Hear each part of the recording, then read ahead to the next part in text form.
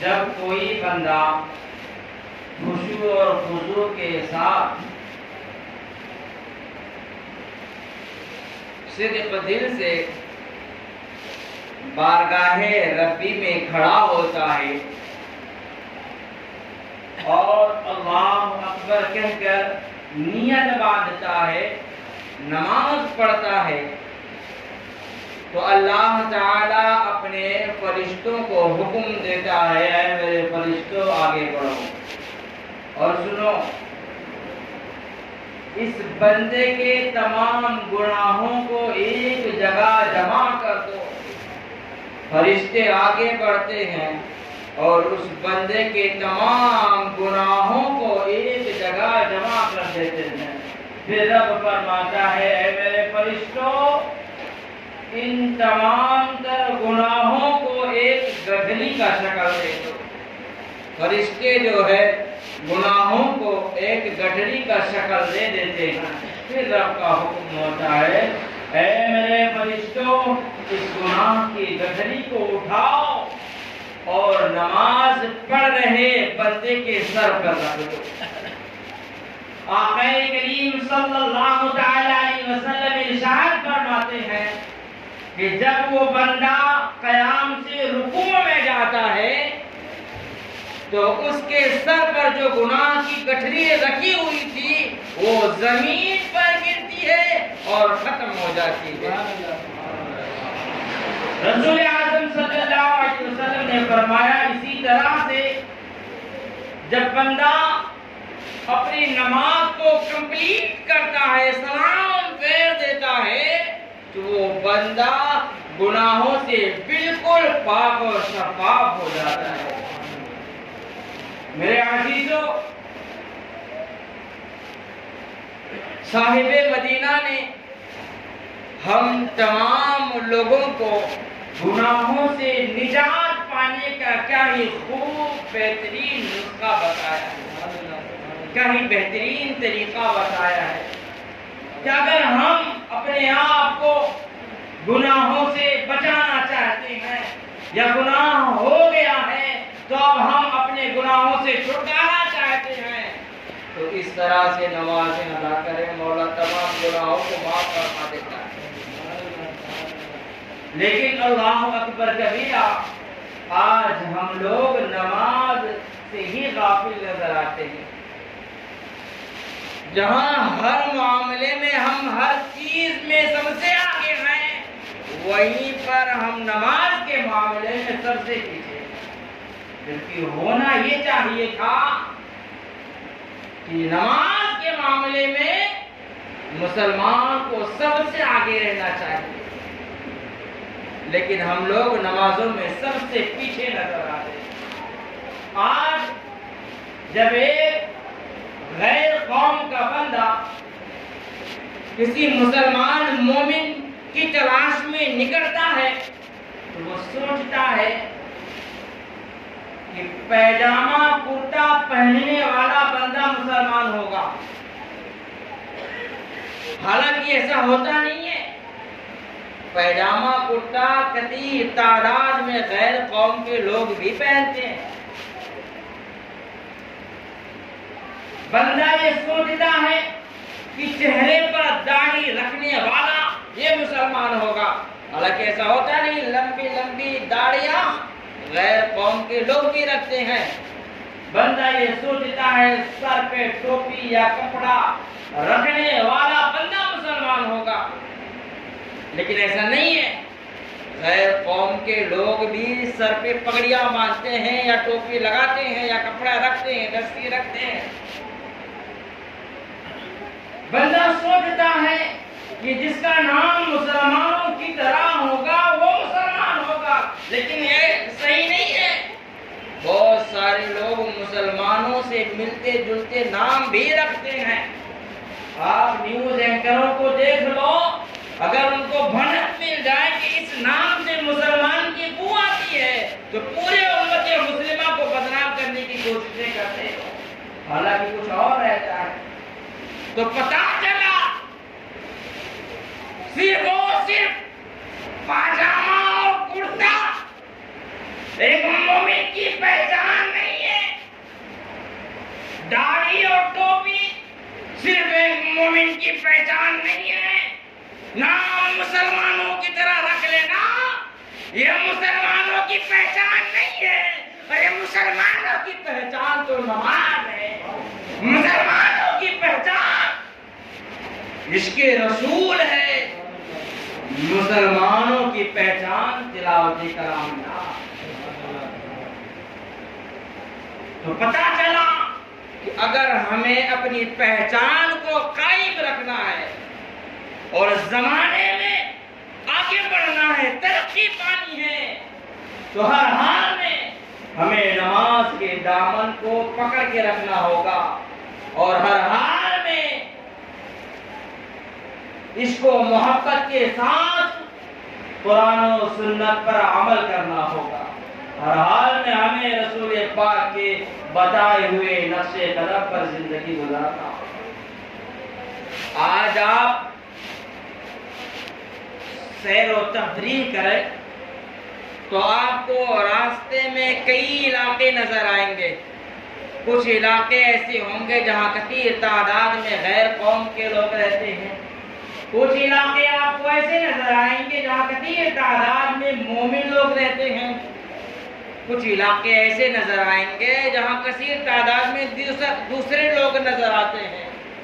آپ قلم اور کاپی لے کر سیر و تفریح کریں، ہر ایک معاشرے کا، ہر ایک علاقے کا جائزہ لیں، سب سے گھٹیا، سب سے بدتر، غلاظتوں سے ڈوبا ہوا مسلمانوں کا علاقہ نظر آتا ہے، اخلاق کے مارے ہوئے بدتمیز، بے ڈھنگے، چرسی چپوری زیادہ تر یہی نظر آتے ہیں۔ پولیس کو جب کہیں کچھ کرنا ہوتا ہے تو ایسے علاقوں سے اپنے آپ کو بچانے کی کوششیں کرتی ہے۔ اے لوگوں، اس سے پتہ چلتا ہے کہ ہم نے رسول اعظم صلی اللہ علیہ وسلم کے بتائے ہوئے راستوں پر چلنا چھوڑ دیا ہے اور ہم نے ان راستوں کو اختیار کر لیا جن راستوں کو شیطان نے اپنے مکر و فریب سے پھیلایا ہے، ہم اس پہ چل پڑے۔ اے لوگوں، ہمیں ہر حال میں اگر ترقی پانی ہے تو رسول اعظم صلی اللہ علیہ وسلم کے بتائے ہوئے راستے پر چلنا ہوگا۔ آج آپ ہر ایک گھر کا معائنہ کریں، علاقے میں اگر 10,000 مسلمان رہتے ہیں تو گنتی کے مٹھی بھر گھر ایسے ملیں گے کہ جن کے گھروں میں کچھ خواتین ایسی ہیں جو دن میں ایک آدھ وقت نماز پابندی سے پڑھ لیتی ہیں، مٹھی بھر بھی نہیں ملیں گے۔ 10,000 مسلمانوں کی باتیں کرتا ہوں، 10,000 مسلمان ہی نہیں ان کے گھر ہیں اور پورے گھر میں آپ دیکھیں مٹھی بھر، یعنی 5 لوگ بھی، 5 خواتین بھی ایسی نہیں ملیں گی جو دن میں پابندی سے 2-4 وقت کی نماز ادا کرتی ہوں۔ یہ تو خواتین ہیں، مردوں کا بھی یہی حال ہے۔ آپ معاشرے میں ڈھونڈنے نکل جائیں کہ کوئی نمازی مل جائے تو مشکل سے 5-6 ہی نظر آئیں گے، ورنہ کسی میں بھی نمازوں کی پابندی نظر نہیں آتی ہے، سب جمعہ اور عید بقرعید والے ہی نظر آتے ہیں۔ اے لوگوں، ہم نے اپنے آپ سے رب کے عذاب کو للکارا ہے، ہم نے خود سے اپنے اوپر عذاب نافذ کروائی ہے، ہم نے خود سے اپنے آپ کو جہنم کا ایندھن بنایا ہے، ہم نے خود سے اپنے گھر کے اندر بے برکتی اور لڑائی جھگڑا مول لی ہے، ہم نے خود سے اپنے پیر میں کداڑی ماری ہے، ورنہ میرا رب تو آج ہی نہیں کہتا ہے اے میرے بندے آ میرے جانب، میرا رب آج بھی کہتا ہے اے میرے بندے آ جا میرے پاس آ جا توبہ استغفار کر لے، میں تجھے معاف بھی کر دوں گا، تجھے برکتیں بھی دے دوں گا، اور نہ برکتیں ہی دوں گا بلکہ دائر میں کامیابی دے دوں گا۔ آپ میرے جانب آ، تو ہم ہی اتنے نکمے ہیں کہ اپنے رب کے حضور حاضر ہونے کو تیار ہیں۔ میرے عزیزو، ایک بزرگ علاقے سے گزرے تو لوگوں کو دیکھا کہ لوگ برائیوں میں مصروف ہیں، جو جہاں جیسے تیسے برائیوں میں مصروف ہیں۔ تو بزرگوں نے سوچا کہ لاؤ ان لوگوں کے تعلق سے کچھ اچھا اور بہتر کر دیا جائے۔ تو بزرگ ایک ایک کے پاس جاتے ہیں، سمجھاتے ہیں، ان کے حق میں دعائیں کرتے ہیں، لیکن کوئی بھی بندہ ان کی بات سننے کو تیار نہیں۔ اور جب کوئی بندہ ان کی بات نہیں سنتا تو وہ زار و قطار روتے اور آگے بڑھ جاتے ہیں، زار و قطار روتے اور آگے بڑھ جاتے ہیں۔ ایک بندہ یہ ساری چیزیں دیکھ رہا ہوتا ہے۔ اب وہی بزرگ قبرستان پہنچ گئے، اور قبرستان پہنچے تو وہاں پر بھی آپ بارگاہ ربی میں ہاتھ اٹھائے اور دعا کر رہے ہیں، رو رہے ہیں۔ تو نوٹ کرنے والے بندے نے جا کر سوال کر لیا کہ اللہ تعالیٰ کے مقدس بزرگ، مجھے سمجھ میں نہیں آیا، اب مارکیٹ میں رو رہے تھے، ٹھیک ہے یہ بات سمجھ میں آ رہی تھی کہ کوئی مصیبت ہوگی، کسی نے پریشان کیا ہوگا یا کسی نے کچھ لے لیا ہوگا، اس لیے آپ رو رہے ہیں۔ یہاں کیوں روتے ہیں؟ یہاں تو صفات بھی ہے، باقی سب مردے پڑے ہیں، یہاں پر آپ کو کس نے تکلیف دی، یہاں کیوں روتے ہو؟ تو بزرگ نے کہا سنو، میں جب مارکیٹ سے گزرا تو لوگوں کو گناہوں میں ملوث دیکھا تو میں نے سوچا لاؤ میں اپنے رب سے ان لوگوں کا صلح کرا دوں، اپنے رب سے ان لوگوں کا صلح کرا دوں۔ اور میں نے کوششیں کی، ایک ایک کے پاس جا کر اس کو اپنے رب کے جانب بلایا، کہا آجا رب کے جانب، آجا اپنے رب کے جانب، آج رب راضی ہے، آج رب تجھ سے راضی ہے، میں نے رب کو منا لیا ہے اور وہ رب تجھ سے راضی ہے، آجا رب کے جانب، وہ تجھے معاف کر دے گا، تجھے بخش دے گا۔ لیکن یہ بندے گناہوں میں اس قدر ملوث تھے کہ یہ نہیں راضی تھے، رب راضی تھا لیکن یہ نہیں راضی تھے، یہ راضی بھی نہیں ہو رہے تھے۔ تو یہ جب نہیں راضی ہو رہے تھے تو اس لیے میں رو رہا تھا، اور قبرستان میں جو ہے میں اس لیے رو رہا ہوں کہ آج یہ بندے راضی ہیں لیکن مولا نہیں راضی ہے۔ آج یہ مر گئے جو مردے بندے یہ راضی ہیں، مولا نہیں راضی ہے۔ تو اے لوگوں، اس سے پہلے وہ دن آئے کہ ہمارے لیے توبہ کا دروازہ بند ہو جائے اور ہم جو ہے روئے زمین سے چلے جائیں اور چار لوگ ہمیں چارپائی پہ لٹا کر قبرستان چھوڑ آئیں، اس سے قبل جو ہے ہم توبہ اور استغفار کریں اور اپنے رب کے سچے پکے اور وفادار بندے بن جائیں۔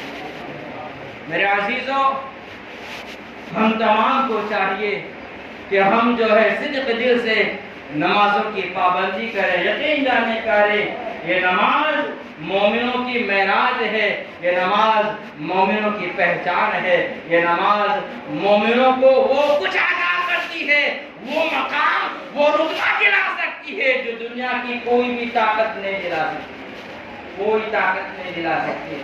رسول اعظم صلی اللہ تعالی علیہ وسلم ارشاد فرماتے ہیں کہ اگر کوئی بندہ خشوع اور خضوع کے ساتھ محبتوں میں ڈوب کر رب کی رضا کے لیے 2 رکعت نماز پڑھے اور وہ ان 2 رکعت نمازوں میں کوئی غلطی نہ کرے، اسے سجدہ 100 کرنے کی ضرورت نہ پڑے، بہت ہی کلین صفائی سے پڑھ جائے تو اللہ تعالیٰ اس بندے سے اتنا خوش ہو جاتا ہے کہ اس کے سارے گناہوں کو معاف فرما دیتا ہے۔ میرے عزیزوں، آج جو ہم مصیبتوں میں شکار ہیں، ہم لوگ جو ہے طرح طرح کے پرابلمز صبح شام جو جھیل رہے ہیں، یہ کہیں نہ کہیں قدرت کا عذاب ہے۔ اور یہ عذاب ہم پر کیوں آتا ہے؟ کیونکہ ہم جو ہے اپنے رب کی نافرمانی کرتے نظر آ رہے ہیں۔ ہمیں چاہیے کہ ہم اپنے رب کے فرما بردار بندے بن جائیں۔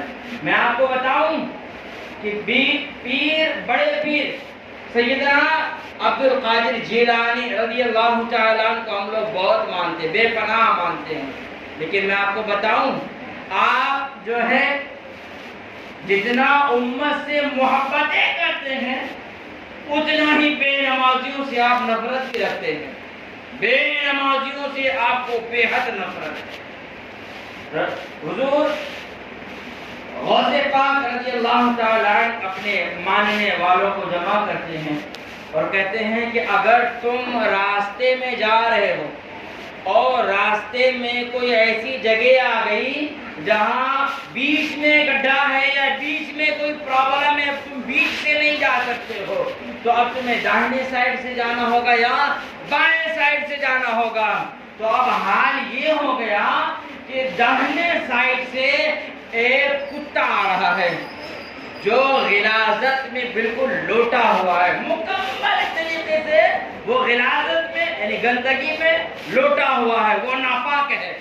اور دوسری بائیں جانب سے ایک بے نمازی آ رہا ہے. تو تم لوگ کدھر سے جاؤ گے؟ آپ نے فرمایا تم لوگ سوچو گے کہ میں ادھر سے چلے جاتا ہوں جدھر سے بے نمازی آ رہا ہے، ادھر سے چلے جاتا ہوں ادھر ٹھیک رہے گا، ادھر جائیں گے تو کتا ہے، بدن ناپاک ہوگا، کپڑے ناپاک ہو جائیں گے، نہانا پڑے گا اور پرابلمس ہو جائے گی. حضور عبد القادر جیلانی رضی اللہ تعالیٰ نے فرمایا تم لوگ یہی سوچ رہے ہو نا، کاش سن لو اگر تمہیں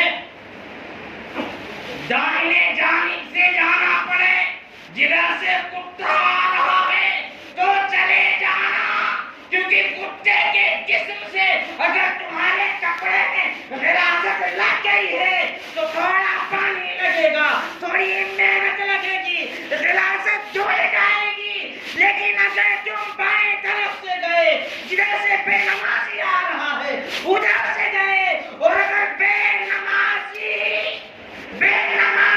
کی نحوست تمہیں لگ گئی تو تم پورا سمندر نہا لو گے، بے نمازی کی نحوست سے پاک نہیں ہو پاؤ گے.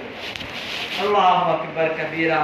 آپ اندازہ لگاؤ کہ حضور غوث پاک رضی اللہ تعالیٰ کس قدر بے نمازیوں سے اپنے آپ کو دور رکھتے تھے اور لوگوں کو دور کرنے کی کوششیں کرتے تھے.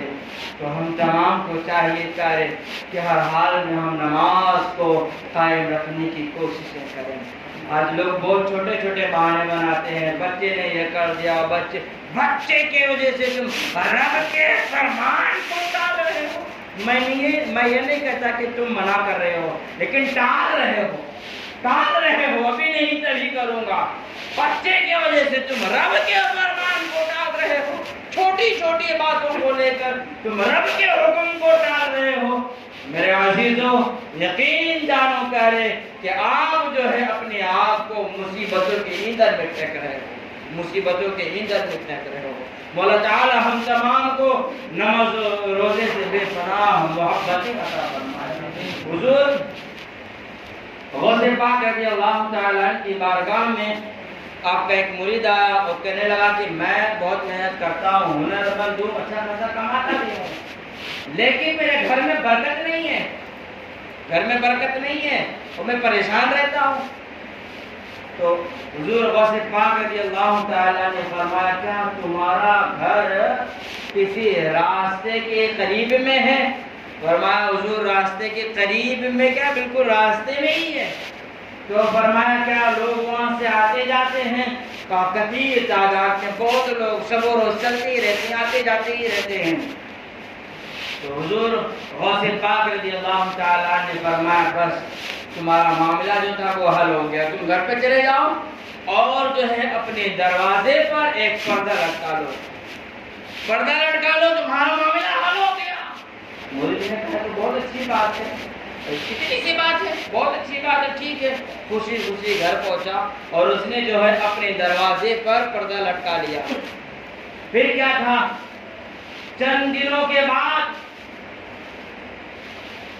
وہ مرید پھر سے حضور غوث پاک رضی اللہ تعالی عنہ کی بارگاہ میں حاضر ہوا اور کچھ اشرفیاں لے کر حاضر ہوا اور عرض کرنے لگا یا عبد القادر جیلانی رضی اللہ تعالی عنہ، آپ نے جو کہا تھا میں نے ویسا ہی کیا اور اللہ کے کرم و فضل سے میرے گھر میں بے حد برکتیں نازل ہوں۔ وہ تنخواہ کہ جس تنخواہ میں میں اپنے گھر کے اخراجات نہیں پورے کر پا رہا تھا، آج اتنی ہی تنخواہ میں نے جو ہے اپنے گھر کے اخراجات ہی پوری کر لیے اور اللہ کے کرم و فضل سے اتنا بچ بھی گیا۔ تو یہ میں آپ کی خدمت میں لے کر حاضر ہوا ہوں۔ حضور غوث پاک رضی اللہ تعالیٰ عنہ نے تبسم فرمایا اور پھر وہ مرید کہتا ہے کہ عبد القادر جیلانی رضی اللہ تعالیٰ عنہ، مجھے یہ بات سمجھ میں نہیں آئی کہ آخر آپ نے پردہ لگانے کے لیے کیوں کہا؟ تو حضور غوث پاک رضی اللہ تعالیٰ عنہ فرماتے ہیں کہ تمہارے دروازے کے سامنے سے بے شمار لوگ آتے جاتے تھے، کئی لوگ آتے جاتے تھے، انہی لوگوں میں ایک جماعت ایسی بھی گزرتی تھی جو نمازیں نہیں ادا کرتی تھی، وہ بے نمازی تھے، تو ان بے نمازیوں کی نگاہیں تمہارے گھر کے اندر پڑتی تھی، تو اللہ تعالیٰ جو ہے ناراض ہوتا تھا، جس طرح سے تمہارے گھر کے اندر سے برکتیں چلی جایا کرتی تھی۔ اللہ اکبر کبیرہ۔ اے لوگوں، جس خوشحال گھر میں بے نمازی کی نگاہیں پڑ جائیں تو برکتیں چلی جاتی ہیں، وہ گھر جس میں بے نمازی پل رہے ہوں، سو رہے ہوں، کھا رہے ہوں، پی رہے ہوں، زندگی گزار رہے ہوں، اس گھر میں برکتوں کا کوئی سوال ہی نہیں بنتا، اس گھر میں برکتوں کا کوئی سوال ہی نہیں بنتا ہے۔ بھائی لوگوں، ہم تمام کو چاہیے کہ نماز کو لے کر ہم لوگ حساس ہوئے، تھوڑی فکر جگائیں، اور جب تک کہ ہم نمازوں کے پابند نہیں بنیں گے، مصیبتوں سے اور مشکلوں سے اور عذابوں سے، بیماریوں سے ہم چھٹکارا نہیں پا سکتے ہیں۔ رسول اعظم صلی اللہ علیہ وسلم فرماتے ہیں جب کوئی قوم نافرمان ہو جاتی ہے تو اللہ تعالیٰ اس قوم پر ظالم حکمران کو نافذ کر دیتا ہے، اور وہ ظالم حکمران جو ہے اپنے رعایا کو سانس بڑی مشکل سے لینے دیتا ہے، بڑی مشکل سے لوگ سانس لے پاتے ہیں۔ تو اے لوگوں، آپ حضرات صدق دل سے اپنے گناہوں سے توبہ اور استغفار کریں اور اپنے رب کے فرما بردار بن جائیں۔ یارو کتنی عجیب بات ہے نا پیارے، کہ ہم لوگ نمازوں پہ نمازیں ترک کرتے چلے جاتے ہیں، نمازوں پہ نمازیں چھوڑتے چلے جاتے ہیں، اور دل میں خواہش رکھ رہے ہیں کہ جب ہم مریں تو ہمارا سر سجدے میں، حالت سجدے میں مرے۔ نمازوں پہ نمازیں چھوڑتے چلے جا رہے ہیں، اور خواہش یہ ہے کہ جب ہماری روح جسم سے نکلے تو حالت سجدے میں رہے۔ اللہ سارا دن اپنی زبان سے گانا گاتے چلے جا رہے ہیں، گانا سنتے چلے جا رہے ہیں، گانوں میں ملوث زندگی گزار رہے ہیں، بالخصوص ہمارے قوم کے نوجوان یہ گانوں میں بالکل لت پت ہیں، اور دل میں یہ خواہش رکھ رہے ہیں کہ جب ہم روئے زمین سے جائیں یا ہماری روح جب جسم سے نکلے تو کلمہ طیبہ پڑھتی ہوئی نکلے۔ یارو کیسے ہوگا؟ بتاؤ کیسے ہوگا؟ ہے ہونا تو یہ چاہیے تھا کہ تم جس حال میں مرنا چاہتے ہو اسی حال میں زندگی گزارو۔ اگر تم یہ چاہتے ہو کہ میں مروں تو میرا سر سجدے میں ہو تو نمازوں کی پابندی کرو، تم نمازی بنو۔ اگر تم یہ چاہتے ہو کہ جب میں مروں میرے جسم سے روح نکلے تو زبان پر کلمہ طیبہ جاری رہے، تو پھر دن میں کم سے کم 1000 بار کلمہ طیبہ پڑھو، 1000 بار کلمہ طیبہ پڑھو۔ لیکن حال یہ ہے پیارے کہ آخری ٹائم کس نے کب کلمہ پڑھا تھا وہ سوچو کب پڑھا تھا، کسی کو پتہ بھی نہیں رہتا ہے کہ کب پڑھا تھا۔ کہ رسول اعظم صلی اللہ علیہ وسلم نے فرمایا اے میرے چاہنے والوں، تم اٹھتے بیٹھتے سوتے جاگتے ہمیشہ کلمہ پڑھتے ہی رہو، کلمہ پڑھتے رہو، نہ جانے کب تمہاری زبان سے کون سے ایسے شبد نکل جائے کہ تم دار اسلام سے خارج ہو جاؤ۔ بہتر ہے اٹھتے بیٹھتے کلمہ پڑھتے. ہم بھی نہیں کلمہ پڑھتے ہیں, اپنی اولادوں کو بھی تعلیم نہیں دے پاتے.